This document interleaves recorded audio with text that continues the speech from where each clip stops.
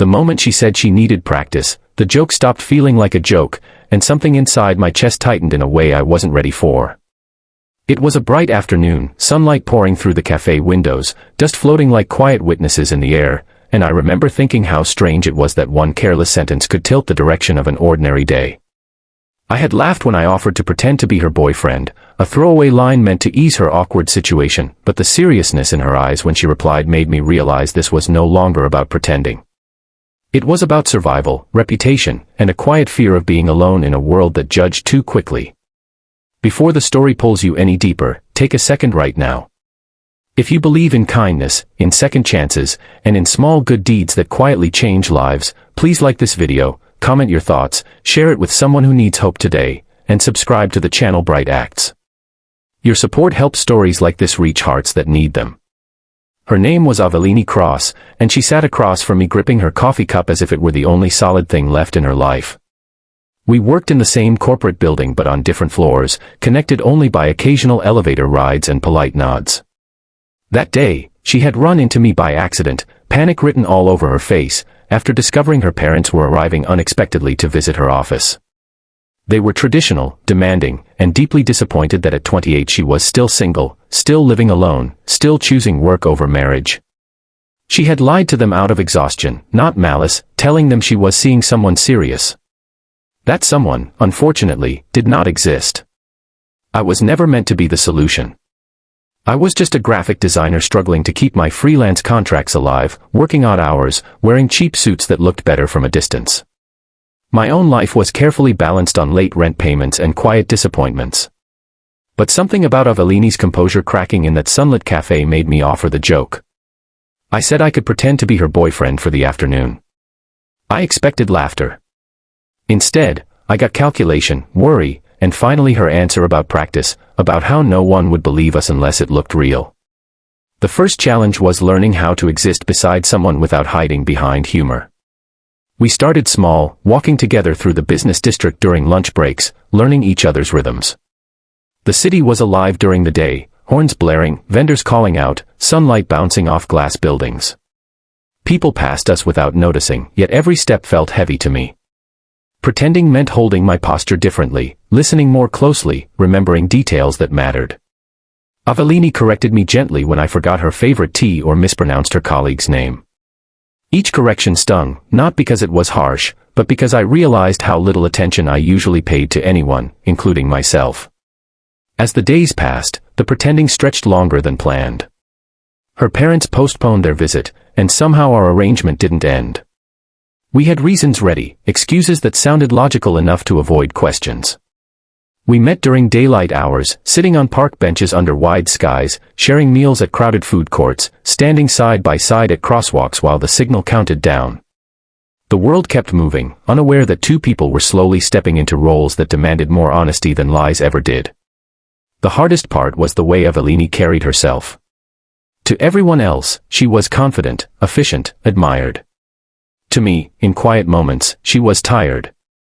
She spoke about pressure without complaining, about how every achievement felt temporary because someone was always waiting to ask when she would settle down. I listened, truly listened, and for the first time in years, I felt useful without being paid. But usefulness came with cost. The more real it felt, the more I feared the end. My own struggles did not disappear just because I was playing a part in someone else's life.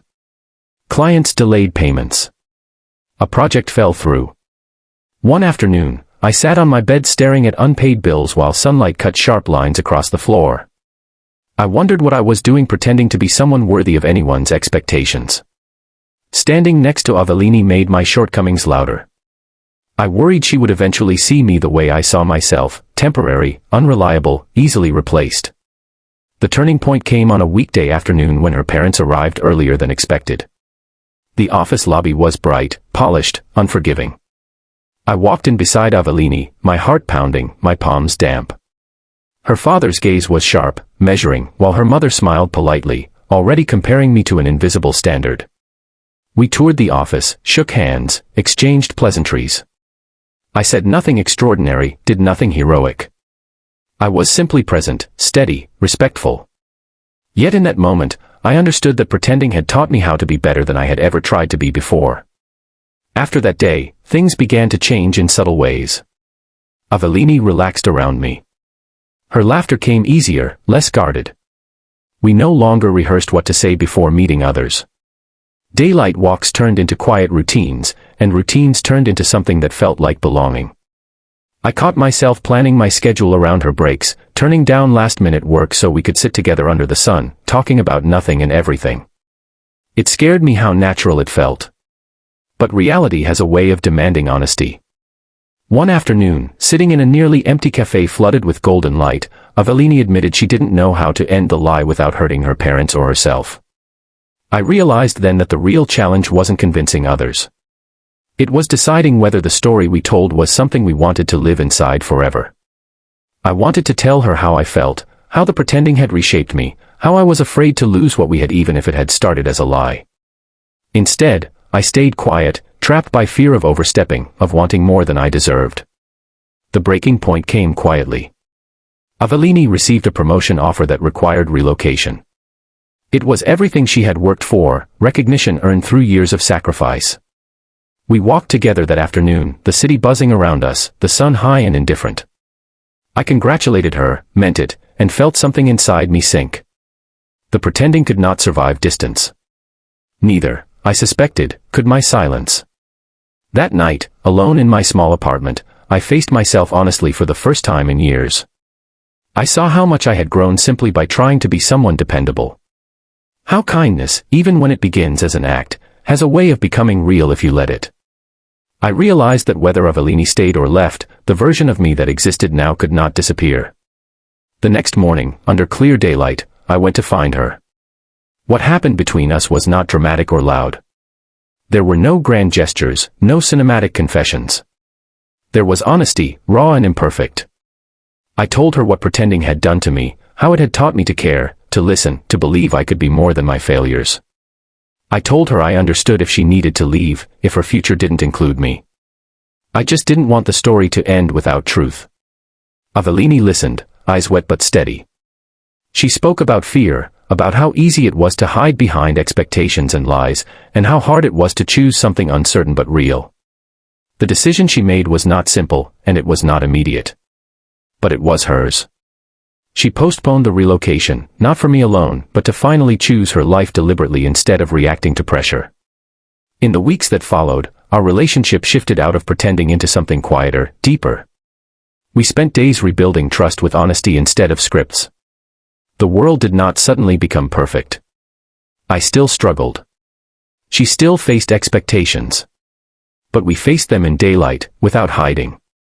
Just before this story reaches its ending, I want to ask you something special.